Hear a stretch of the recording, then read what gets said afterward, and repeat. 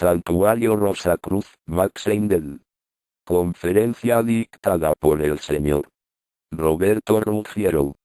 ¿Cómo responder al plan evolutivo? Este tema tiene por finalidad servir de auxilio a todos los que aspiran a adelantar.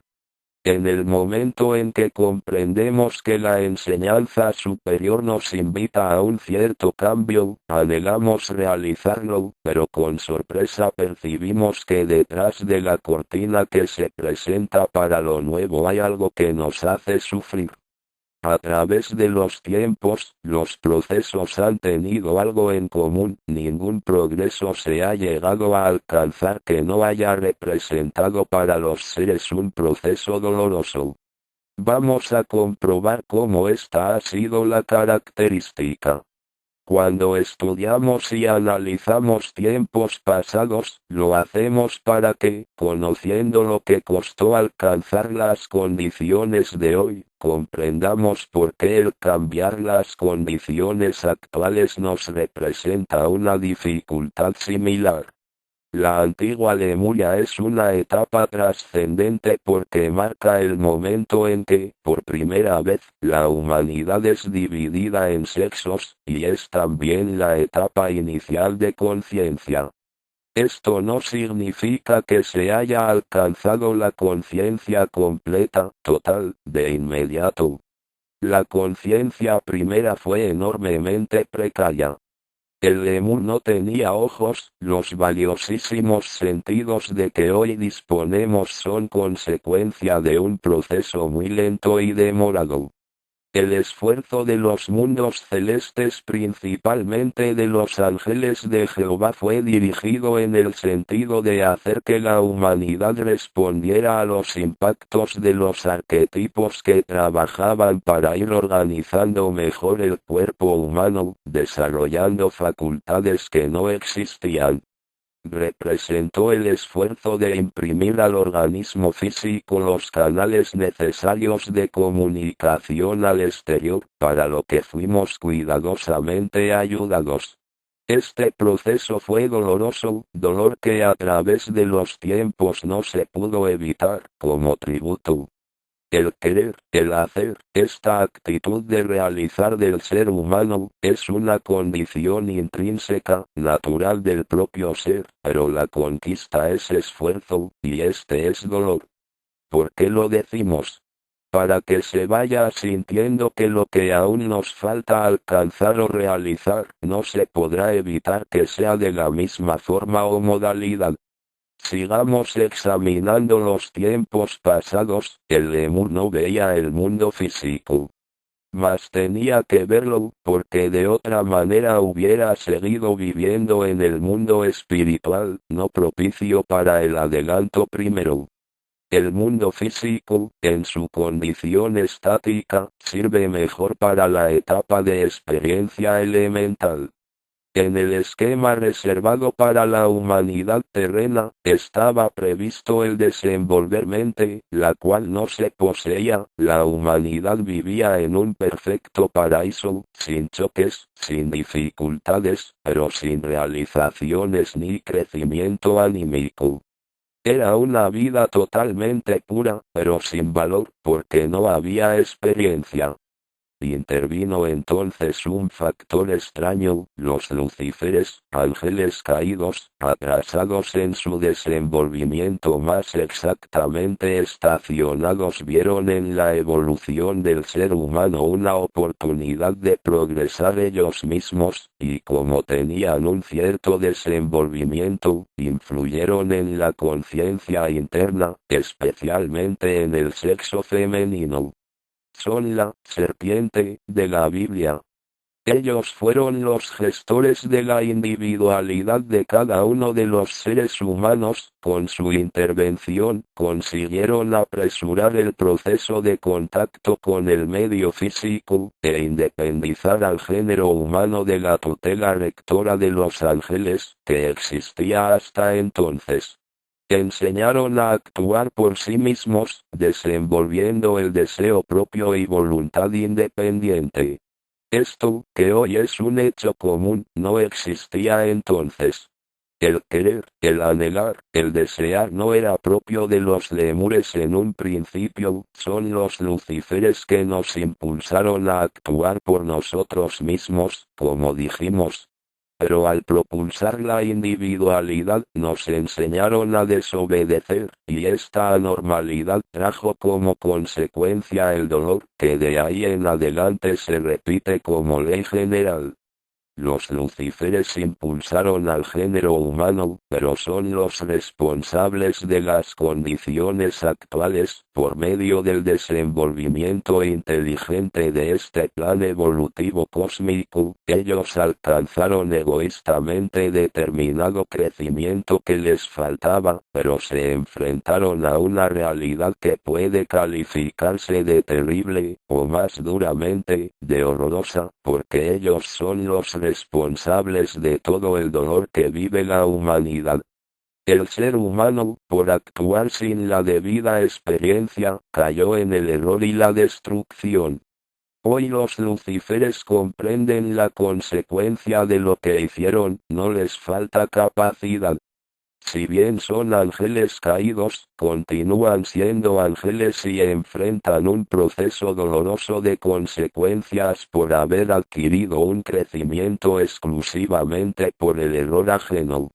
Presentamos este cuadro para que cada uno medite, para hacer sentir que estas condiciones de consecuencia permanecen también para nuestro adelanto, pero queremos indicar que la enseñanza Rosacruz, al darnos los medios de corregir nuestras acciones, en las presentes circunstancias, nos invita a que cada uno se dirija por sí mismo, que se eviten las tutelas externas y que cada uno tenga confianza en sí. Si bien no se niega la comunicación con los demás, así como tampoco los comentarios y relación en nuestra cotidianidad, que son indispensables y normales, se pide que, para su propio adelanto, cada uno actúe decididamente de acuerdo a su sentimiento, a su razón y discernimiento. Es necesario, en primer lugar, la absoluta confianza en sí mismo, porque al actuar por nosotros mismos estamos desenvolviendo algo indispensable, las fuerzas internas de cada uno, de su propio yo. El yo interno tiene que manifestarse finalmente, por su trabajo propio y continuo en la condición física existente, para dar lugar al desarrollo de un yo superior y no inferior. Entendamos que en un ser hay un solo yo, pero al mostrar las tendencias del mundo material, esas adherencias, esos deseos personales, crean la ilusión de la separatividad, equivocadamente. Lo que llamamos egoísmo e interés personal, tenemos que calificarlo de yo inferior, y tenemos que calificar de yo superior a algo diferente, más real, más benigno y más inmortal. Esta es la causa de la diferenciación que hacemos. Pero para que se manifieste definitivamente el yo superior, tenemos que hacer un cierto ordenamiento, una cierta limpieza, ese llamado cambio al que cada uno se enfrenta con sorpresa, sobre el que cuesta decidir, que finalmente titubea si se hará o no. Este titubeo existe en el aspirante a la luz, porque está sorprendido consigo mismo. Cree estar mirando una realidad nueva, de serena belleza, en un plano eterno e inmortal, pero para alcanzarlo se ve ante la necesidad de reconocer algo dentro de sí, de naturaleza inferior, que debe cambiar, que debe arrancar, desgarrar, y eso produce dolor. Pero recordemos la etapa lemúrica, origen de los sufrimientos actuales por haber elegido mal, y que ella nos sirva de ejemplo para ahora saber elegir y tener la necesaria energía para el cambio, aunque ésta nos represente un esfuerzo. A veces las circunstancias de la vida nos hacen esperar, para después acercarnos a tal o cual meta, parece que las detuvieran especialmente para nosotros.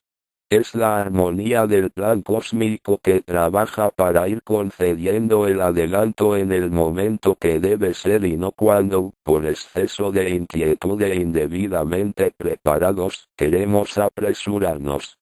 Nos enfrentamos entonces al mismo problema, no alcanzamos lo que creemos merecer, y esa meta se distancia en el tiempo para obligarnos a algo, a un cultivo, al cultivo de los valores que finalmente nos harán acreedores a esa meta que deseamos. Son todos procesos, pero procesos que tenemos que acompañar de forma sabia y consecuente, queremos, podemos y debemos.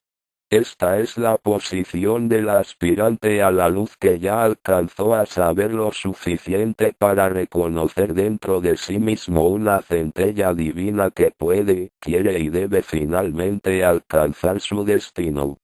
¿Cómo no hablar de la confianza en sí mismo?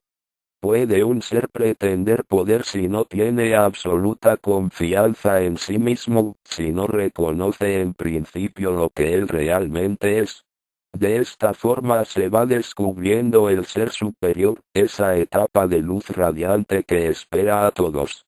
A veces se dice, con cierta tristeza, que el sendero espiritual se presenta de forma compleja para todos, pero se dice porque no se entiende. Se persigue desenvolver el ser interior, perfecto e ideal, solamente leyendo, y los que así hacen quedan completamente satisfechos porque creen que ya saben, no se ocupan de la otra etapa, del cambio que hay que realizar como consecuencia del saber, están totalmente equivocados. A veces relato a los amigos una anécdota que es una enseñanza. De joven, tenía las mismas inquietudes que tengo ahora, y acompañé a alguien que sabía mucho a escuchar a un conferencista que se presentaba como un gran conocedor de las cosas espirituales. La conferencia fue muy larga, y el orador hizo una exposición muy completa, que versaba en todos los conocimientos que existen en la Tierra, y, por supuesto, sorprendió al auditorio. La persona que estaba conmigo, sin embargo, me dijo, este conferencista demostró saberlo todo, pero, en verdad, no sabe nada. Vamos a ver cómo desciframos este problema. Sócrates vivió en Grecia, en la época en que esta nación era el punto culminante de la tierra en valores y cultura. Se habían reunido seres con un cierto cultivo y Sócrates dedicó muchos años de su vida a hablar en plazas públicas, promoviendo discusiones con preguntas suficientemente hábiles, para que le contestaran ciertos sabios que asistían a sus charlas y que creían saberlo todo. Él, con una sabiduría fuera de lo común y una capacidad sorprendente, les demostraba sus errores. Surge aquí el problema tremendo del orgullo intelectual, el ser llena su mente de conocimiento y queda plenamente satisfecho. Esto, lamentablemente, es no saber nada. El conocer no representa absolutamente ningún adelanto en el sendero espiritual. El que estudia todas las filosofías y no aplica estos conocimientos para un cambio ideal dentro de sí mismo, está en una posición más difícil para el progreso que el ser que no estudió nada, ya que este último no tiene tanta responsabilidad. El conocimiento representa aplicación, pero no para fuera de sí mismos señalando a otros que no saben y que tienen que aprender, sino que se debe dirigir toda esta sabiduría mental para dentro de sí mismo, para aplicar este conocimiento y ver en qué medida lo hace una realidad en su existencia, en su relación con el mundo. ¿Qué aporte dio de todo lo que aprendió? Reclama del mundo respeto, admiración, homenajes, pero no ve la necesidad del hermano, de la hermana, conocido o desconocido. ¿No ve que tiene los mismos problemas que todo ser humano enfrenta, la gran necesidad de adelantar? ¿Qué hace el cambio? El respetar el defecto y el error de los demás, el comprender que el prójimo es un reflejo de sí mismo, que es alguien que desea alcanzar las mismas conquistas y que tiene las mismas dificultades que nosotros. Este esfuerzo fue el que hicieron los apóstoles para comprender al Cristo y Él los llamó, mis amigos, en el sentido de unión, de acercamiento, usó el término más noble que podía encontrar. Y en el momento de ser dolorosamente crucificado, todavía tiene fuerzas para decir, perdónalos Señor, no saben lo que hacen. Estudiemos y meditemos para entender esto, no hay ningún adelanto si no se llega a comprender el sentido del servicio a los demás. ¿Qué hizo Buda, nacido con un título de nobleza? Dejó todo para servir. No quería nada que fuera ilusión. Lo que él quería era poder servir y ser útil a los demás. Moisés es otro ejemplo de alguien que entendió y tuvo el privilegio de ser un director, un impulsor, a quien se dio las tablas de la ley y vivió para instruir, para servir. Ponemos estos ejemplos para confirmar lo que estamos explicando. Ellos vivieron de tal forma que anularon dentro de sí toda naturaleza que no fuera estrictamente altruista y terminaron su existencia envueltos en luz. Esto es a lo que debe aspirar el espiritualista, el que cultiva la enseñanza. Pero ésta le invita a realizar, y también le advierte que todo cambio, para ser real, representa dejar algo, desprenderse de algo, y este desprendimiento es dolor, sufrimiento, porque dentro de sí siente que tiene que dar lugar a algo que antes no existía. Y cuando llegue ese momento, bendito sea, porque está comenzando a hacer el cambio que lo llevará a otra posición. La enseñanza entonces no pasó por él, sino que entró en él. Queridos amigos, lo que estamos pretendiendo explicar es cómo acompañar el plan evolutivo. Solo podemos trabajar en este sentido si vamos comprendiéndonos a nosotros mismos en nuestras verdaderas necesidades, y así iremos comprendiendo, por lo tanto, las necesidades de los demás, que son exactamente las nuestras. Colaboraremos y daremos apoyo en la medida que podamos, una palabra cariñosa, una sonrisa. Por esto hacemos hincapié en la absoluta confianza en nosotros mismos aunque nos equivoquemos, porque como somos honestos, cuando percibamos el error, lo corregiremos definitivamente y para siempre. No hay ningún peligro en la absoluta confianza en nosotros mismos, porque va paralela a una absoluta responsabilidad, de manera que cuando nos damos cuenta de que algo fue lo suficientemente cierto o correcto, esta responsabilidad que adquirimos hará que modifiquemos nuestra conducta, nuestras opiniones, nuestra actitud, poniéndonos en la posición de vida. Entonces nuestros anhelos se transformarán en una devoción permanente hacia lo ideal, lo superior. Tendremos nuestros pies bien apoyados en la tierra, cumpliendo todos nuestros deberes, pero procurando elevar nuestra mente lo más alto que podamos, para hacer comunión con lo celeste. La devoción es hacia lo ideal. Si la tierra aún no es un campo totalmente apropiado para ello, vivamos de tal forma que cada día adelantemos un paso para alejarnos de lo material, acercándonos a la ansiada meta. Entonces nuestros días van a ser útiles, porque estaremos trabajando ordenadamente, estaremos dejando al ser que antes vivía una vida común, para dar lugar al ser que, por el conocimiento, procura ser una expresión de verdad y de realización sabia. Es decir, vamos dando lugar a un ser nuevo. Generalmente se dice que nace entonces un nuevo niño para el mundo, algo que va a crecer de forma robusta y sana, para transformarse en un maestro constructor capaz de construir un templo sin ruido de martillo, de construir silenciosa y sabiamente. Esta clase de constructores son poco nombrados en el mundo.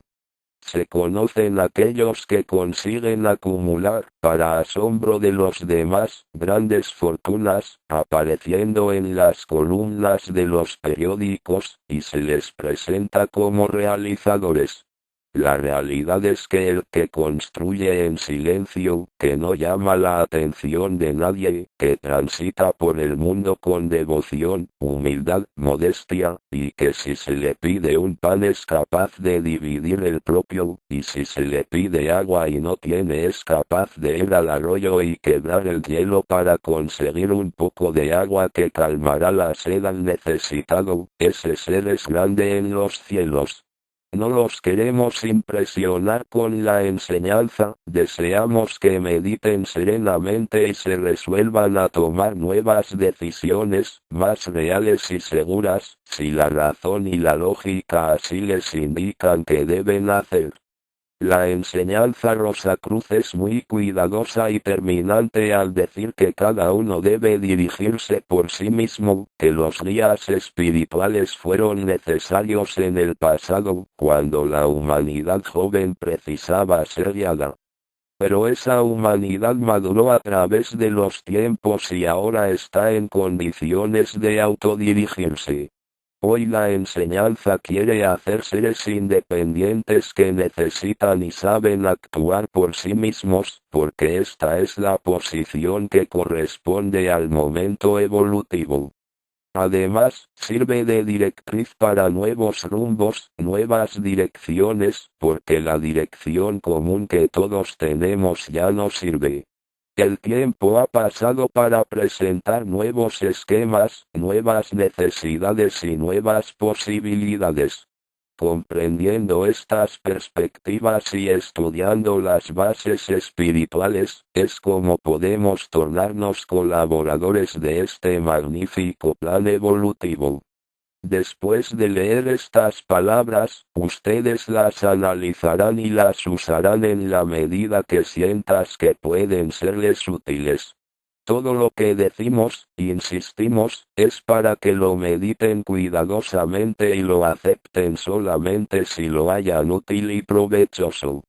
Nuestra invitación es, elevar la nota devocional a la mayor altura posible, hacia un ideal superior que les abrirá, finalmente, las posibilidades que desean y que esperan. Realicen y colaboren usando primeramente este proceso del cambio interno, que es el medio que tenemos para tornarnos obreros eficientes en la magna obra del Creador. 9 de octubre de 1975